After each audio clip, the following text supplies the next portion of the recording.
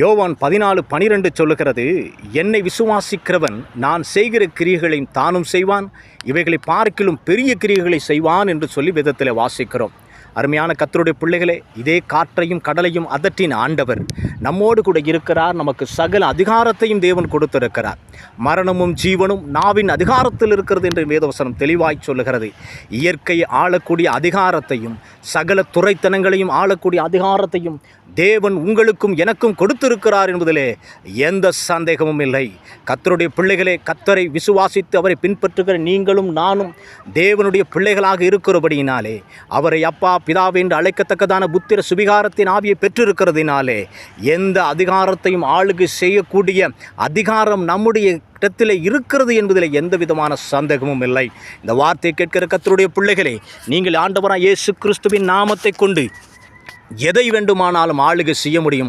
எதை வேண்டுமா